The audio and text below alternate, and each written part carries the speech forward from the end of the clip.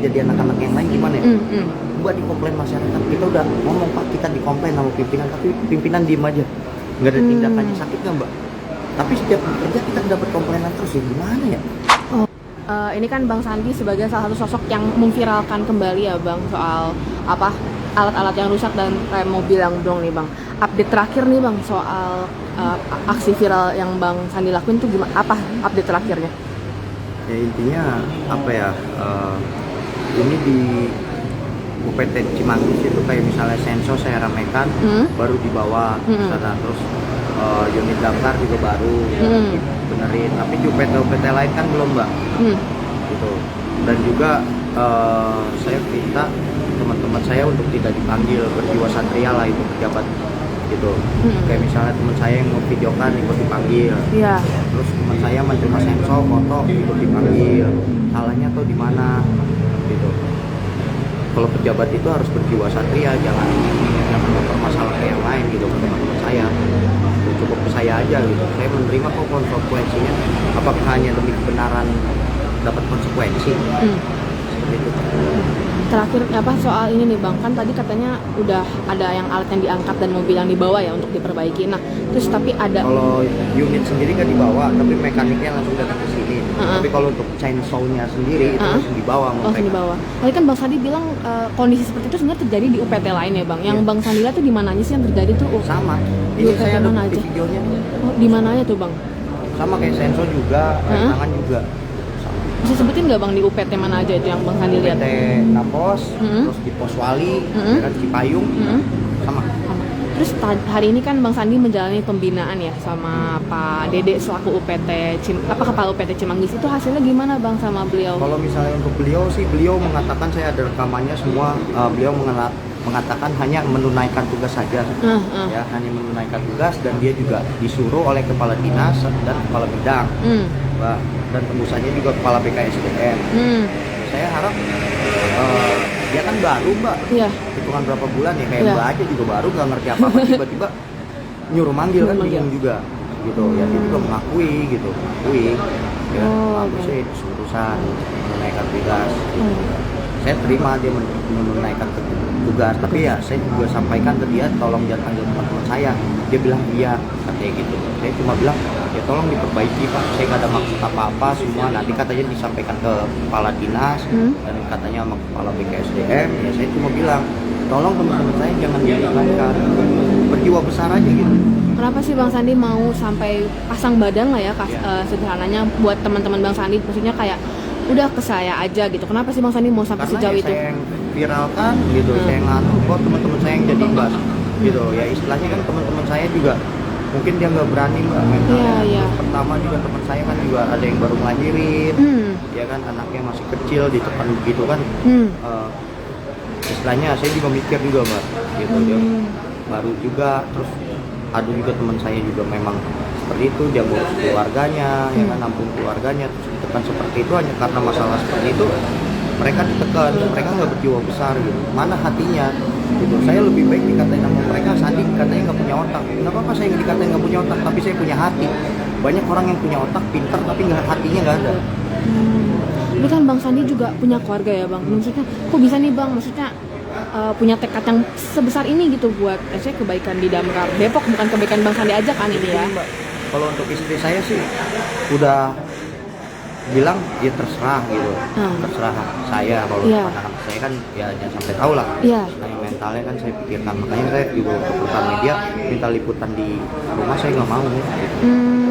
Yang Mbak misalnya punya anak, kalau anak yang ngeliat kan, wah gimana bapak gua ada masalah kan pikiran, saya nggak mau melibatkan anak saya dan keluarga saya.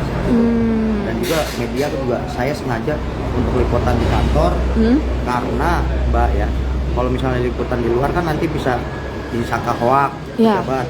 Kalau di kantor kan saya bisa tunjukin nih alatnya benar, fakta lapangan ya kan, nih seperti ini. Jadi kan dia nggak bisa klik. Oh, jadi memang sengaja, pokoknya nggak sampai ke ranah anak Bang Sandi tahu ya. Tapi berarti istri udah mengetahui ya Bang Sandi udah sampai sejauh ini kan. Berarti nih Bang, udah sampai sejauh ini target Bang Sandi apa sih yang pengen dicapai sampai akhirnya mungkin oke, cukup, apa nih targetnya Bang? Ya target saya sih ingin dibenahin aja gitu Mbak, Damkar saya kayak Mbak lah. Mbak udah misalnya, coba bayangin Mbak jadi saya, terus dapat komplainan dari masyarakat kali gitu setiap di lapangan. Ya kan kita ngerasain perihnya, berdarah, segala macam, saya sampai digigit, kecakar. Saya juga pernah pingsan, Mbak.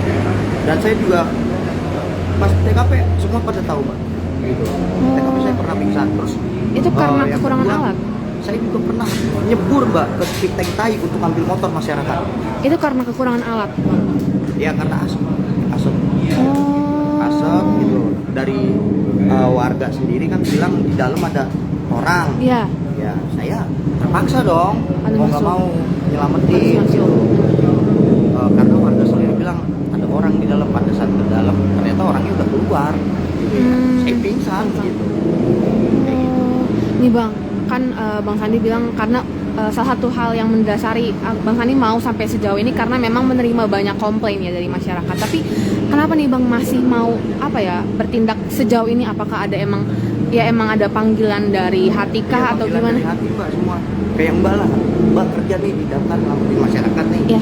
Ya tolong coba pikirin kalau jadi saya gimana ya, kalau jadi anak-anak yang lain gimana ya. Mbak dikomplain masyarakat, kita udah ngomong Pak, kita dikomplain sama pimpinan, tapi pimpinan diem aja, nggak ada tindakannya. Sakit nggak, Mbak? Tapi setiap bekerja kita dapat komplainan terus, ya gimana ya? Oh, Hatinya iya, gimana hatinya. gitu? Makin berat ya hatinya. Iya, Ya. makin berat gitu. Di masyarakat juga gue nolong ikhlas loh. Gitu. Lu nggak tahu nih dalamnya seperti apa, ya udah biar masyarakat tahu aja nih sebenarnya seperti ini loh. Gitu. Itu kan tadi Bang Sandi targetnya mau membenahi damkar ya. Nah, selain dari mungkin chainsaw sama rem mobil nih, apa sih yang mungkin perlu dibenahi mungkin yang bukan terkait teknis? Banyak, Mbak, itu kayak misalnya selang, ada portable aku. Banyak, Mbak, saya sengaja keluarin satu-satu, Mbak, biar nggak habis gitu. Jadi kalau misalnya pejabat kelit, ntar saya keluarin lagi barang satu lagi. Berkelit saya keluarin aja lagi satu, sampai kebongkar semua kok. Biar sampai semuanya dibenahi Iya, ya. kalau saya ngeluarin semua kan ntar pejabat bisa berkelit, tapi satu-satu aja nih udah. Tuh, masyarakat kan bisa nilai, dan dia ntar juga bakal gimana ya, maksud saya sebelum dikeluarin ya tolong dibenahi gitu semuanya. Satu hal terakhir sih Bang, apa yang mungkin mau disampaikan ke Pak Kadis atau mungkin Pemkot Depok, kan maksudnya ini juga bukan hal pertama kalinya terjadi dan ini udah berkali-kali Bang Sandi harus viralkan untuk bisa kemudian mereka tuh ambil tindakan gitu. Apa sih yang mau Bang Sandi omongin ke mereka Ya gitu? saya pengen untuk kepala dinas damkar, kepala BKSDM, kepala bidang itu berjiwa besar, berjiwa satria, jangan libatkan teman-teman saya. Kalau mau membenahi, benahi Pak, benahi dari sekarang, jangan sampai anak-anak mengajukan nota dinas berkali-kali dan ngomong udah berkali-kali, bukan berkali-kali lagi, bahkan ratusan Mbak, udah ribuan. Nggak, karena yang ngomong bukan saya aja gitu.